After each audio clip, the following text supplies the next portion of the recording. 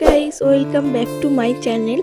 তো আজকে আমি বানাবো পনির চিকেন ফ্রাইড রাইস। তো পনির চিকেন ফ্রাইড রাইস বানানোর জন্য এইখানে আমি গাজর নিয়ে নিয়েছি, ক্যাপসিকাম নিয়ে নিয়েছি, পেঁয়াজ নিয়ে নিয়েছি, বিনস নিয়ে নিয়েছি। এবার আমি গাজরটাকে ভালো মতো করে কেটে নেব।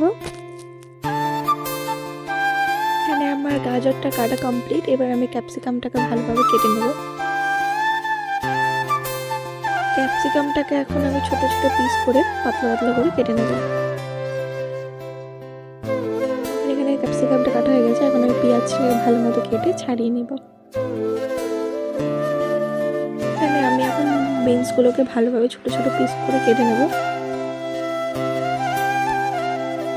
আমার চ্যানেল যদি নতুন হয়ে থাকে তাহলে প্লিজ সাবস্ক্রাইব করে দিও আর একটু সাপোর্ট করো।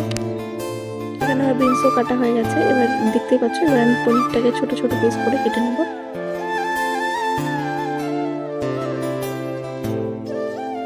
এইখানে আমার পনিরটা কাটা হয়ে গেছে। এবার আমি একটা প্লেটে উঠিয়ে নেব। এবার গ্যাসটা ধরে একটা হাঁড়ি বসিয়ে দেবো। হাঁড়িটাতে জল গরম হলে তার মধ্যে দিয়ে দেবো দারচিনি, এলাচ, দুটো লবঙ্গ। এবার আমি দুটো তেজপাতাও দিয়ে দেবো। তার মধ্যে একটু পায়েস পাতাও দিয়েছিলাম আমি, যাতে স্মেলটা ভালো করে। এবার জলটা ফুটে উঠলেই আমি এবার ধুয়ে রাখা চালটাও দিয়ে দেবো। চালটা দিয়ে একটু নাড়িয়ে নিচ্ছি। পাশে গ্যাস ধরিয়ে তারপর একটা প্যান দিয়ে দেবো। এবার প্যানের মধ্যে জল দিয়ে আমি ধুয়ে রাখা চিকেনগুলোকে দিয়ে দেবো। এবারে ভাতটা হয়ে গেছে, ভাতটাকে একটু নাড়িয়ে নেবো। এবার সিদ্ধ করতে দেওয়া চিকেনটাকে আমি উঠিয়ে নেব। উঠিয়ে নেওয়ার পরে এখানে আমি প্যান বসিয়ে দিয়েছি, প্যানে তেল দিয়ে দিয়েছি। তেলটা গরম হলে গাজরটা দিয়ে নেব। মধ্যে সামান্য পরিমাণে একটু নুন দিয়ে দেবো।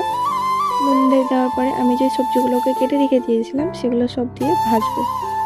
হালকা ভাজা ভাজা হলেই এটাকে আমরা নামিয়ে নেব। এবার পনিরগুলোকে একটু ভেজে নেব। পনিরগুলো ভাজা হয়ে গেছে আমার, এবং পনিরগুলোকে একটু প্লেটে উঠিয়ে নেব। এবার কিশমিশটাকেও ভেজে নেব। এবার সেই সেদ্ধ করা চিকেনগুলোকে আমি ভালো মতো ছাড়িয়ে নিয়েছি। এবার চিকেনগুলোকে একটু ভেজে নেব। চিকেনগুলো একটু ভাজা ভাজা হলেই সেই আমি ভাতটাকে দিয়ে দেবো। ভাতটাকে দেওয়ার পরে একটু নাড়াচাড়া করব, ভালো মতো করে মিশিয়ে নেব।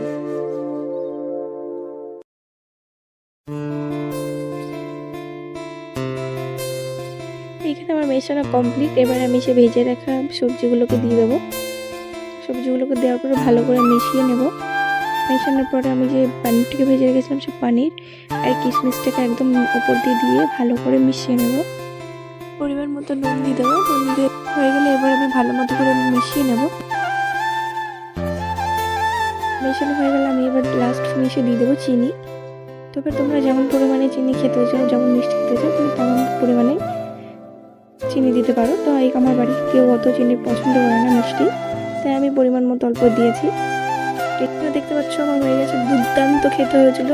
এবার সাবস্ক্রাইবটা করে দাও তোমরা তাড়াতাড়ি।